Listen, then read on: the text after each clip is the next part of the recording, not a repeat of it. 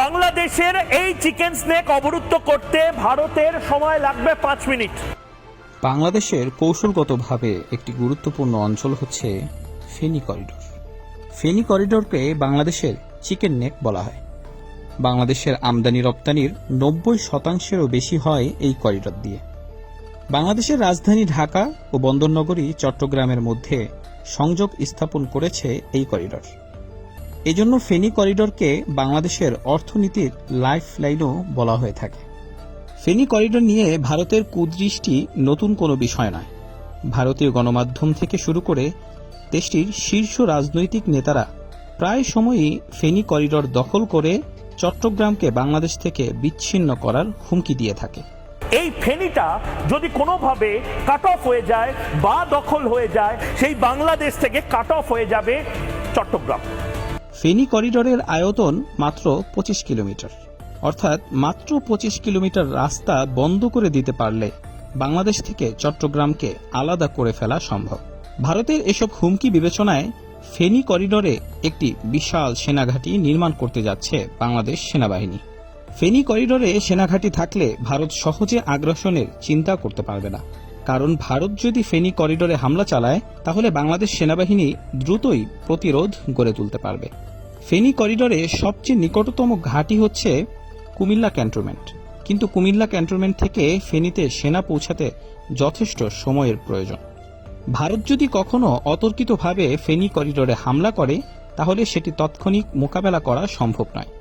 এজন্য ফেনী করিডোরের নিরাপত্তা জোরদারে সেখানে সেনাঘাঁটি নির্মাণ করবে বাংলাদেশ সেনাবাহিনী। ফেনী করিডোর সেনাঘাঁটি নির্মাণের প্রস্তাব বহু পুরনো। 2002 সালে বাংলাদেশের তৎকালীন প্রধানমন্ত্রী বেগম খালেদা জিয়া সর্বপ্রথম ফেনী করিডোরে একটি সেনাঘাঁটি নির্মাণের প্রস্তাব উত্থাপন করেন, কিন্তু পরবর্তীতে রাজনৈতিক পটপরিবর্তনের কারণে এই সেনাঘাঁটি নির্মাণের কাজ বাস্তবায়ন করতে পারেননি।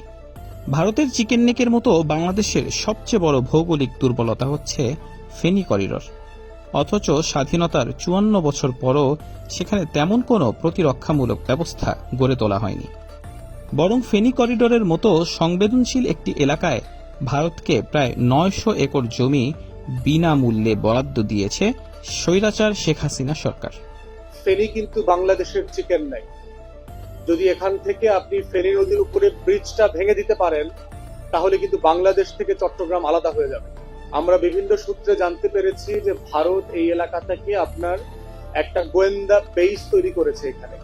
মূলত ভারতকে ইকোনমিক জোন তৈরির নামে এই জমি বরাদ্দ দেওয়া হলেও প্রকৃতপক্ষে এটির উদ্দেশ্য ছিল ফেনী করিডোরে ভারতের উপস্থিতি বাড়ানো। 2015 সালে শেখ হাসিনা সরকার ভারতকে খুলনায় একটি ইকোনমিক জোন তৈরির জন্য প্রায় 500 একর জমি বরাদ্দ দেয়, কিন্তু ভারত খুলনাতে ইকোনমিক জোন তৈরিতে অপারগতা প্রকাশ করে।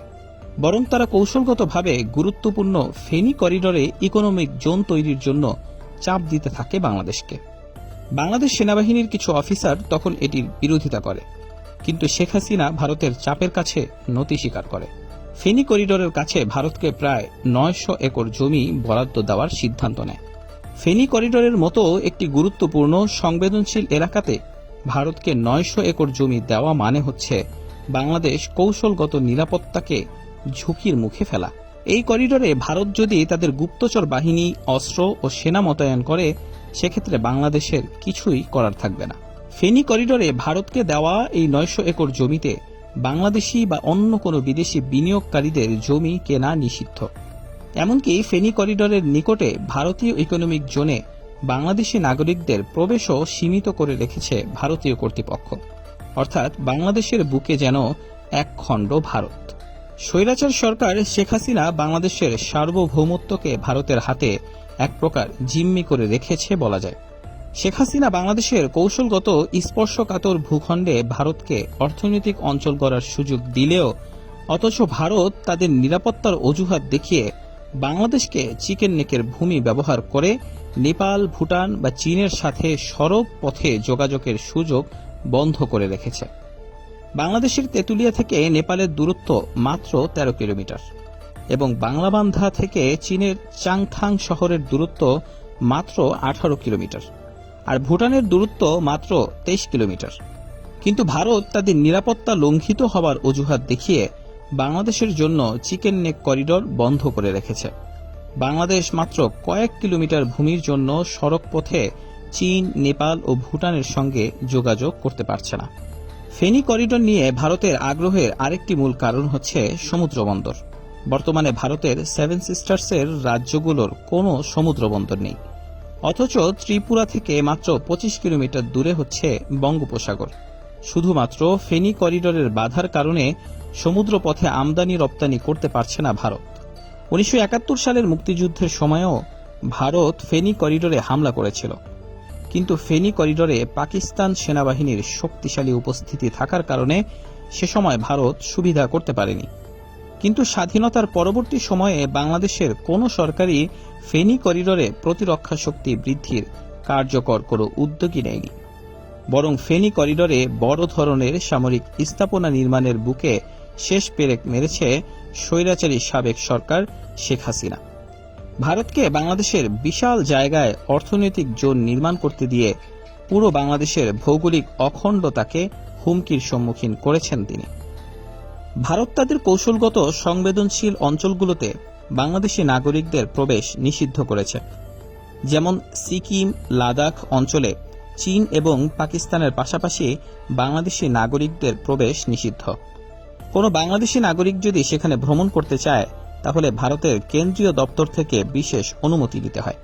বাংলাদেশিদের ওপর ভারতের এমন নিষেধাজ্ঞার প্রধান কারণ, ভারত মনে করে বাংলাদেশি নাগরিকরা এসব কৌশলগত সংবেদনশীল এলাকায় গুপ্তচর বৃত্তি করতে পারে। তাছাড়া ভারত সরকার সম্প্রতি একটি আইন পাশ করেছে। এই আইন অনুযায়ী কোনো বাংলাদেশি নাগরিক ভারতে বিনিয়োগ করতে পারবে না, অথচ ভারতীয় ব্যবসায়ীরা এদেশে বিনিয়োগ করে হাজার হাজার কোটি ডলার তাদের দেশে হাতিয়ে নিচ্ছে। ভারতের ত্রিপুরা থেকে বঙ্গোপসাগরের মধ্যে একমাত্র প্রতিবন্ধকতা হচ্ছে ফেনী। তাই ফেনী করিডোরকে নিজের কবজায় রাখতে রাজনৈতিকভাবে সব কৌশলই প্রয়োগ করেছিল ভারত। ফেনী করিডোর বন্ধ করে দিতে পারলে বাংলাদেশের 5 ভাগের 1 ভাগ জায়গা হাতছাড়া হয়ে যাবে। বাংলাদেশের ভৌগোলিক অখণ্ডতা ও নিরাপত্তা নিশ্চিত করতে হলে ফেনী করিডোর সুরক্ষিত রাখার কোনো বিকল্প নেই। প্রতিটি দেশ তার ভৌগোলিকভাবে সংবেদনশীল এলাকাগুলোতে ব্যাপক সামরিক উপস্থিতি রাখে। যেমন ভারত চিকেন নেকের নিরাপত্তা জোরদারে সেখানে 3টি বিমান ঘাঁটি স্থাপন করেছে। ভারতীয় বিমান বাহিনী চিকেন নেকের পূর্ব ও পশ্চিম প্রান্তে বাগডোগরা বিমান ঘাঁটি এবং বাংলাদেশের সীমান্তের কাছে হাসিমারা বিমান ঘাঁটি নির্মাণ করেছে। এই 3টি বিমান ঘাঁটি মাত্র 90 কিলোমিটারের মধ্যে অবস্থিত।